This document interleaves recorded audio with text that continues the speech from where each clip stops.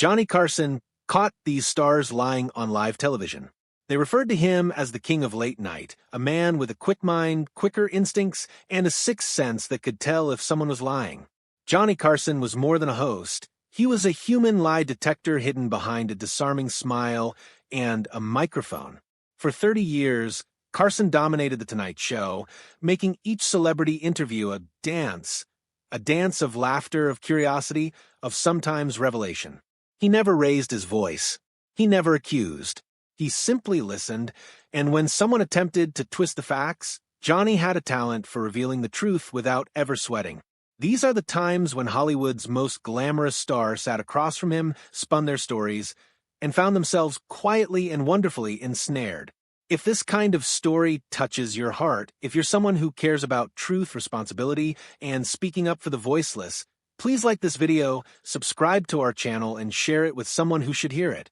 Let's get started. 1. Tony Curtis, The Age Lie. It began innocently enough. Tony Curtis, the iconic matinee idol, sat down with Johnny, dazzling as ever with that movie star smile. But when Carson matter-of-factly asked his age, the room felt as if it held its breath. Curtis gave a disarming smile and professed to be in his mid-40s. The crowd applauded politely. They wanted to be taken in.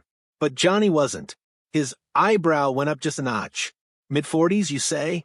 That would make you a teenager in Some Like It Hot, he said, as if he were doing math. The crowd chuckled. Curtis chuckled too loudly. Off camera, Carson's team had worked their magic. Tony was nearing 60, not 40. But Carson didn't humiliate him. He allowed the joke to linger. It hung there like perfume, tantalizing, unmistakable, yet never unkind. It was a lesson in restraint. Carson didn't have to go toe-to-toe, he merely had to suggest. 2. Zsa Zsa Gabor, the make-believe royal.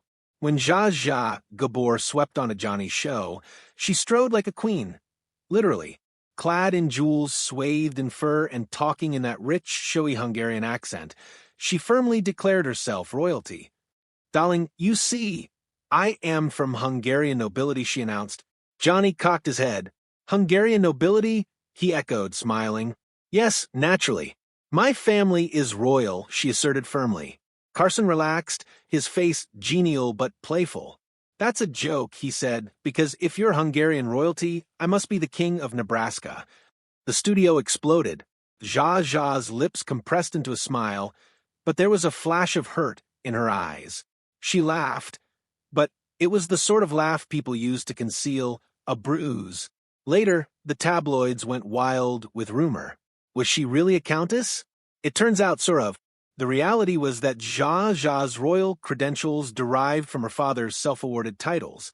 Johnny was aware of it, and in his own way, so was the audience. 3. Ed McMahon, the salary bluff. Other times, the fibber wasn't even a contestant. Johnny's sidekick, Ed McMahon, was a regular on The Tonight Show. As a team, they were America's go-to-late-night tandem, the perfect combination of humor and warmth. But on one night, when Johnny playfully inquired about Ed's recent big paycheck from a new commercial endorsement contract, Ed puffed himself up. "Oh, Johnny," he guffawed, "let's just say it's in the six figures." The audience applauded, and Ed chuckled, relishing the spotlight. Carson, however, wasn't deceived. "Six figures, eh? Well, if you're making that much, perhaps you can pay for the drinks tonight," he joked. The smile disappeared, a fleeting one, before Ed regained himself. Production sources later would verify that Ed's six-figures statement was optimistic, but Johnny never followed through. Instead, he wrapped up the bit in his familiar smile. "That's the thing with numbers, Ed. They always do look smaller after taxes."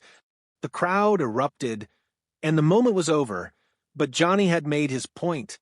4. Truman Capote, the sobriety story. There was a period when Truman Capote was America's most glamorous author, brilliant, quirky, and off the wall.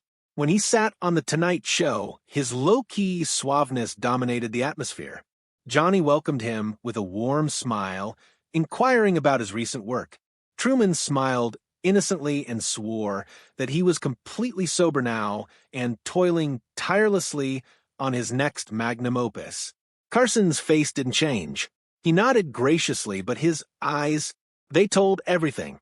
Before long, Capote's slurred speech and rambling anecdotes revealed the truth.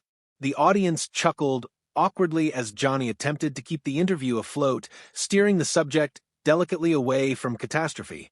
Once, Carson leaned forward and whispered dryly, "Truman, I believe your coffee's got a bit too much imagination in it."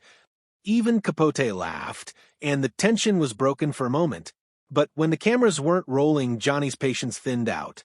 It wasn't judgment, it was disappointment. He'd hoped to assist, not embarrass. That night became one of those haunting reminders. Sometimes the truth comes out, even without a question. 5. Madonna, The Innocence Act. It was the 1980s, and Madonna was already rewriting the rules of fame. She strutted onto Carson's set in lace gloves and defiance, claiming she was still a good Catholic girl at heart. Johnny chuckled. Good Catholic girl, huh? That must have been before the music videos. The audience erupted with laughter. Madonna smirked. "I'm just expressing myself," she said, flipping her hair. Carson leaned forward, his tone playful but exact. "So, when you were rolling around the stage in a bridal dress, singing like a virgin, that was religious expression?" For a fleeting moment, Madonna's confidence was shaken. She laughed, but the flush betrayed her. Johnny smiled, not taunting, just amused. He wasn't there to embarrass her. He just recognized the act when he saw one. And that was Johnny's present, understanding people, not their words. 6. Joan Rivers, The Friendship Fiction. Few individuals had a more entangled history with Johnny Carson than Joan Rivers. She began as his protégée, the girl he advocated for, the one whom he insisted would go places. Then she went and launched her own talk show. When she returned, years later as a visitor, she insisted that she and Johnny patch things up. She said it firmly, but the silence from Johnny spoke volumes. He smiled charmingly. "Oh, did we?" he murmured. The audience laughed, but the tension was so thick you could cut it. Rivers backed down, made it into a joke. "Well, at least I thought we did." Johnny let the moment linger. "Joan," he said, his tone calm but sharp, "I think you're confusing forgiveness with forgetfulness. It wasn't cruel. It was truth, delivered with a smile, but heavy enough to make the world take notice." 7. Robert Blake, The Alibi Story. Robert Blake had a fierce on-screen presence and a volatile temper. When he interviewed with Johnny, the host asked nonchalantly about a reported incident on the set when Blake had stormed off after a fight. "Oh, that? Complete rubbish," Blake dismissed, brushing it away. "People invent tales." Johnny nodded in a slow, skeptical way. "Odd," he said, "because our producer told him he had to chase you across the parking lot." The crowd erupted into laughter. Blake didn't. For an instant, he stood frozen, his face tight, with tension, before attempting a weak smile. "Well, perhaps I just needed a bit of fresh air." Carson didn't press on, but the public was aware. And years down the line, when Blake was embroiled in more sinister headlines, that interview would come back to haunt him as an ominous premonition. The evening Johnny Carson pierced a man's facade way ahead of the rest of the world. 8. Chuck Berry, The Clean Image. When rock legend Chuck Berry appeared on the show, he spoke passionately about his clean lifestyle. He said he'd given up wild touring life and was focusing on mentoring young musicians. Johnny smiled, intrigued. "That's great, Chuck. So you're saying you've retired from the rock and roll chaos?" "Completely," Berry said proudly. A few minutes later, one of Carson's producers blurted backstage that Berry had shown up late due to a crazy party the previous night. Johnny didn't bat an eyelash. "So, Chuck," he interrupted during an interview, "how's retirement going for you? Late nights, loud music, and a little too much mentoring?" Berry chuckled nervously as the crowd laughed out loud. He'd been caught, but Johnny was lenient.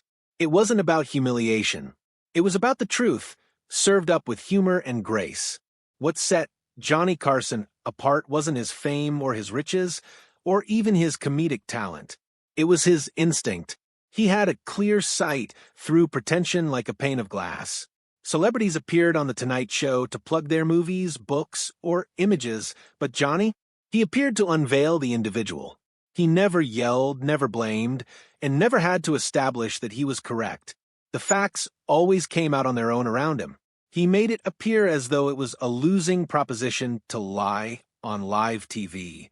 Not because he revealed it brutally, but because he did it tastefully.